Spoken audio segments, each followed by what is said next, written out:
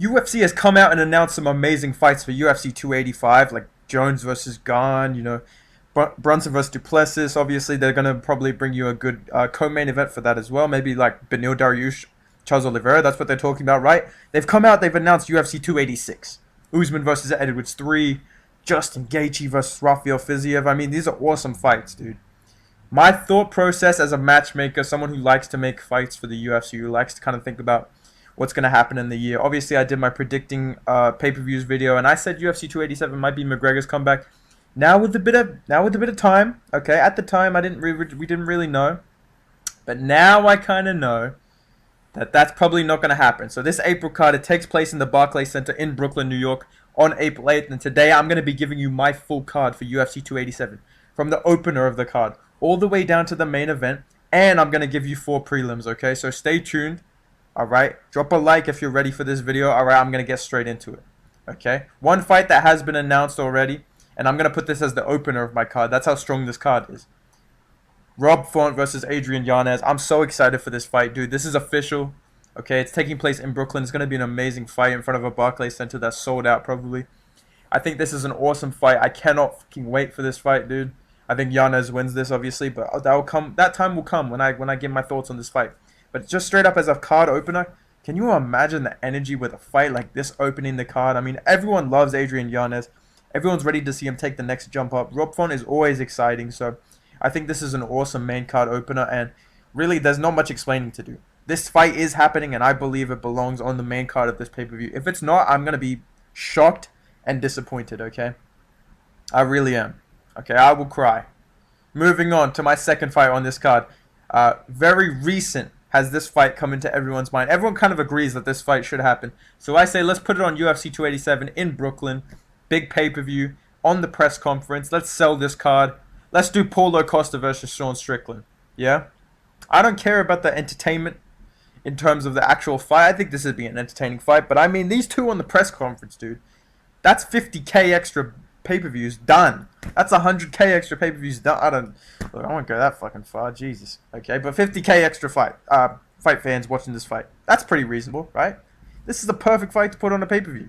I think Paulo Costa says yes to this. You know Sean Strickland says yes to this. And, as for the fight itself, it can be... It's okay if it's not that good. Alright, we're going to be hyped for it. Everything these two do is going to be gold. The crowd's going to be going crazy from the jump. I think this is a perfect fight for a pay-per-view in Brooklyn. Maybe you put these guys on the Pereira Adesanya card. I just don't know when that's happening. We've heard fucking nothing about that. So until I know, I think it belongs in April. I think that's a perfect timeline for both of these guys. So let's put it on April 8th. Let's do it. UFC 287. Costa versus Strickland. You still with me? Come on, bro. Come on, bro. These are two good fights, right? Now we move on to my featured fight, okay? We need a people's main event, okay? Because this co-main event, this main event, people are going to be excited, but we need a fight that people are literally dying to see.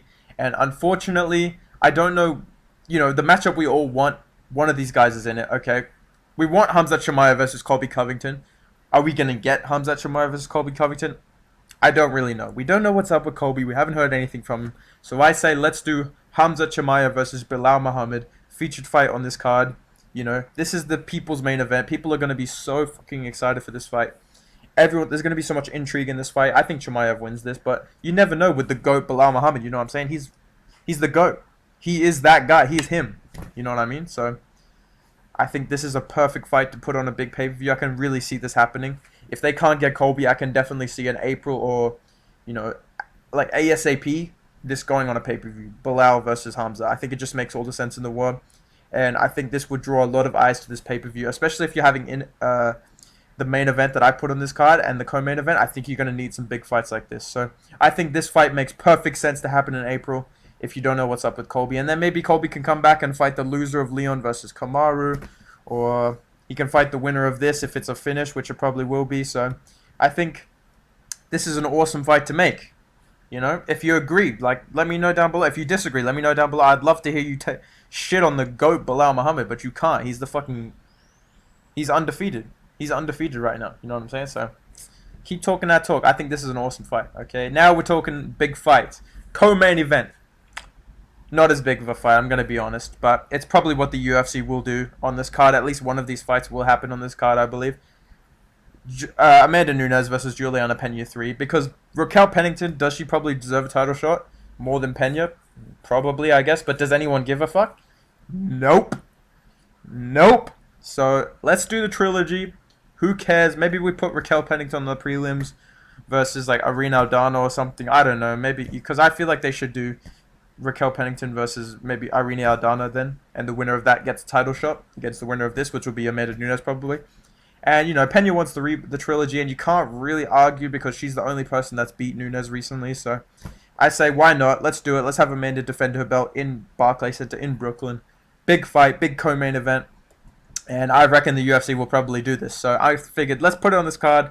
Amanda hasn't fought in a fucking year, and it's actually gone by so quick. She hasn't fought since like June or July. Like, I swear, last time she fought was ages ago. So let's just throw her in this card, get it done. Okay. Time for my main event. A lot of people have said this fight should happen. I agree, and I think it can headline a pay-per-view with this undercard that I've just given you. Okay.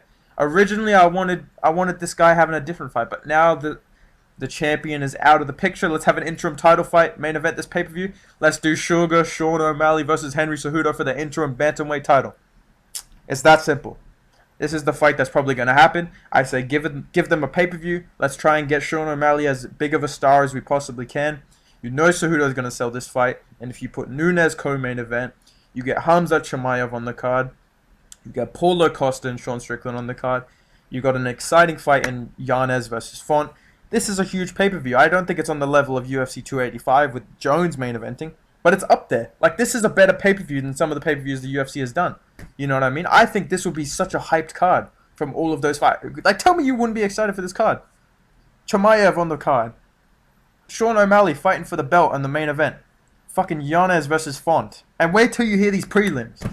Okay, so tell me this isn't an exciting card. I think this would do quite well on the pay-per-view level, especially with Cejudo.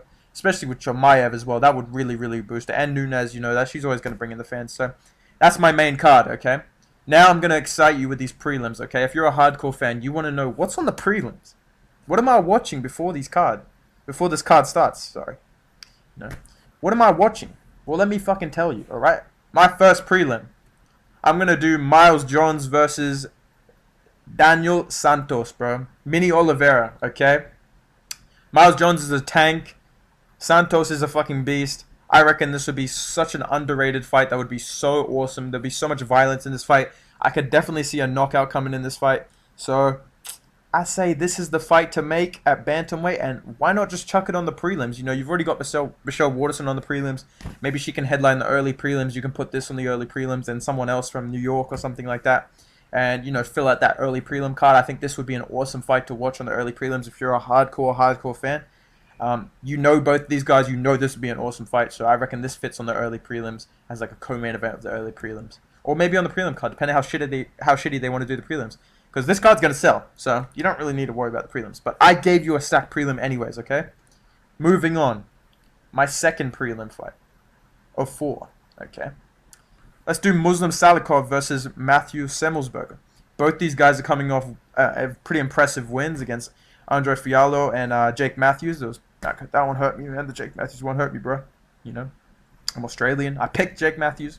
I was in the video talking like, yo, Jake Matthews should be fighting ranked opponent. And he fucking lost to Matthew Semmelsberger. So all I can say from this is we need these two to fight each other. I think this would be a really exciting fight. This would fit perfectly on the prelims. I can definitely see this fight happening, and I think this would be an awesome prelim and an addition to this card. Not much explaining to do. If you know both these guys, you know this would be an awesome fight. I think this would be a really interesting matchup to see. So, done. That's another prelim that would, you know, really draw that hardcore attention. And obviously, both these guys have big highlight reels as well. So, you know, these would make the prelims just so much more exciting. I think this would be just such an awesome card. Like, the vibes that I'm getting when I built this card, I was like, I need to see this pay-per-view. I'm going to be really mad when it's not this. You know what I mean? Does anyone else get like that? Like, you think of some fights and they just don't happen and you're just like, this is fucking shit. That happens to me all the time. And whenever I make these videos, I just finish it and I just feel this, like, it's not even going to happen. Like, they're going to do Holly Holm on the main card as the co-main event. You know? Like, but we move, okay? My second to last prelim, I think this fight makes a lot of sense, and I think this would be a very interesting matchup. I won't say it's like a bloodbath, but I'll say this is an interesting matchup that could draw some exciting kind of moments out of it. I think Phil Hawes and Andre Petroski would be an awesome fit on this card as a prelim. Maybe an early prelim headliner, depending on how the card goes, or maybe on the prelims as right before the main event of the prelims, because I've got an awesome fight for that. But I think this makes sense ranking-wise. Hawes just lost to Dolidze, who's just outside the rankings, and now has bumped into the top 10, and Hawes is just outside of them, and Petroski's on a good streak. He seems to find a way to win, even when he struggles early. He's not necessarily a power puncher, which makes me think that Hawes could do decent in this matchup. And I think a lot of fans kind of know both these names, and they would see this as a good fight. And I think this would be a good matchup.